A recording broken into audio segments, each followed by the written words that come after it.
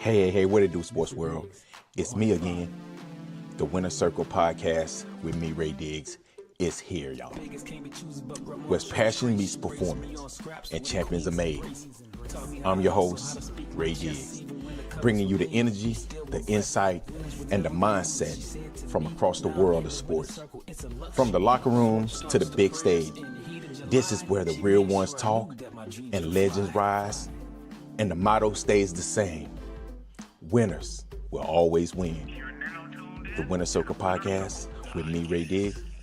We are here and we ain't going nowhere. Make sure y'all tune in because we're about to go live now.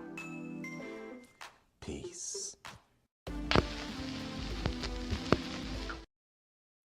Hey, what it do, sports world, and welcome to the Winner Circle podcast, man. This will be the last podcast of the day, the last podcast segment of today. It's been a great podcasting day. But I had to talk about the men Final Four. All right. As y'all know, we got Illinois, UConn, Michigan, and Arizona.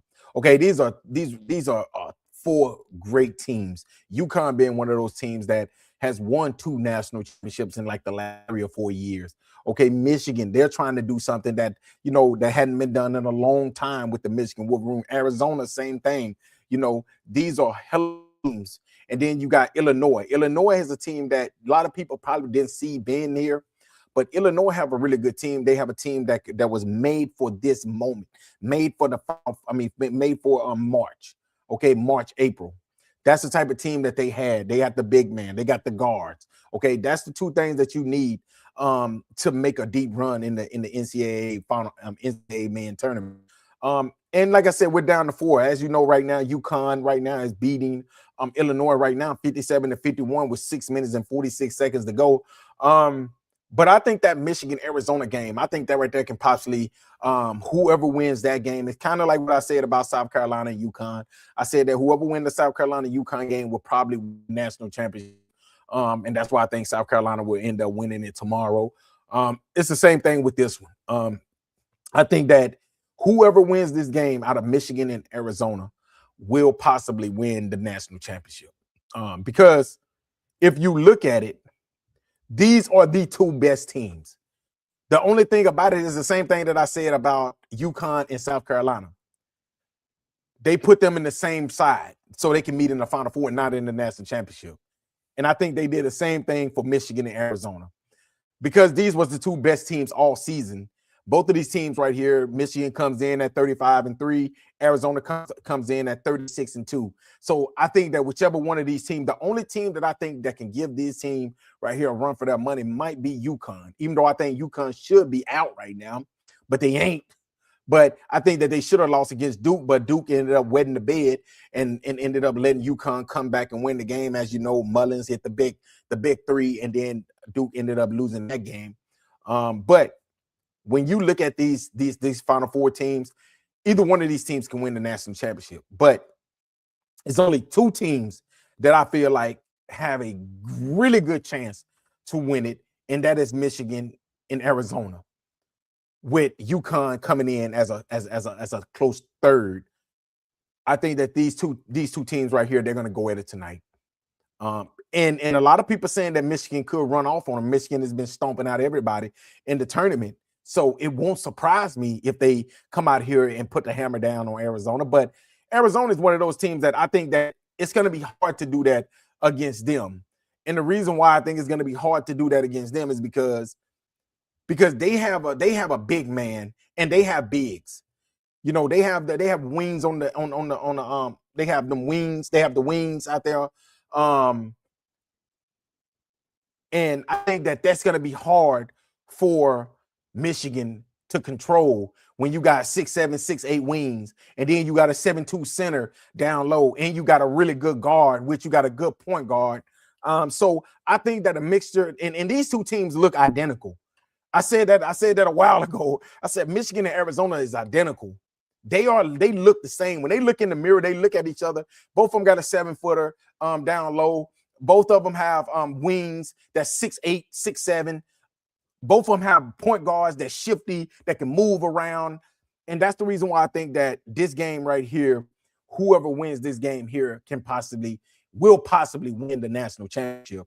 Because even though I think that UConn is good, and I think that they will put up a good matchup because of, just because of their coach. Hurley, he's a really good coach, man. He's a little rough around the edges. A lot of people don't like it. I like it though. I like this rough around the edges because he's not your conventional coach.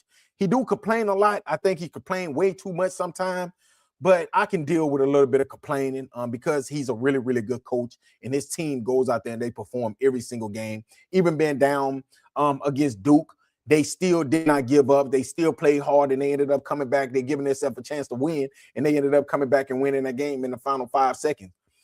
But right now, like I said, they're up right now 57-51. If they can hold on here, that would be a dream matchup if it was UConn against Michigan or even Arizona. So it's going to be a dream matchup. If UConn can win, I don't know if Illinois would be able to put up the type of matchup, against Arizona or Michigan. Then I think that UConn is the perfect team that can match up pretty good against them because UConn have a good center as well. So let me block this person here. So we'll have to see, man. Like I said before, man, I think it's going to be a really, really good game. The Michigan-Arizona game. It comes on at 7:50. So make sure y'all tune in. It's going to be on TBS, True TV, Fox, HBO Max. So it's going to be a hell of a game. And like I said, hey, man, it's been good, man, to bring y'all this podcast today, man. I appreciate y'all for coming on. I've been away from podcasting for a while, but I'm back now. I'm going to be coming on doing my regular show. As y'all know, the NFL draft is getting ready to come in the next few weeks. The NFL draft will be coming up. So, and then also I got to do a podcast on what happened with Donald Trump. Pretty much President Trump signed an executive order for the new NIL. That's, oh my God, I'm gonna do my little, due diligence. I'm gonna break it down, and then I'm gonna bring that information to you all and tell y'all why I think that this right here is an important time in college football, college sports, period. Putting this policy in place, because now it's gonna make players think about it. You can't transfer every season. When the things don't go your way, you can't just say, I'm a transfer. I'm a transfer. No, this executive order pretty much puts in place where kids gonna have to, they only get one transfer, and then they can be a graduate transfer as well. So they actually get 2 transfers. So you can't say, I'm gonna play for this team this year, this team this year, this team next year, like you play for 4 different schools in 4 years. I think that that's a good thing. I think that is really good. I think that our kids are taking advantage of the transfer portals. I think they're taking advantage of, if they don't play, we're going to go to another school. This right here pretty much puts in place that you're going to have to fight a little bit to be a starter. Now you can't just say, you know what, I'm not playing here, I'm going to go here and play. And then you don't even play there. So I think it brings back a little bit of hunger in college football, and it also going to put a cap on the NIL. I'm glad that they're doing that as well. I think, and this is my opinion, I think that Nick Saban sat down with President Trump, and he probably told him, this is how I think it should be ran. And I think President Trump drew up what Nick Saban said, and I think that that's right there is how they came up with this order, this executive order for NIL for college sports. That's just my opinion, man. I think that Nick Saban was 100% behind whoever it was that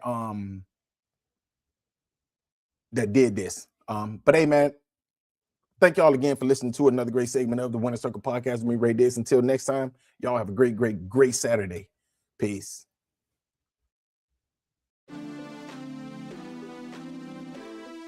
Mr. Diggs, we're on in 5. Vegas can't be choosers, but grandma chose trace. She raised me on scraps.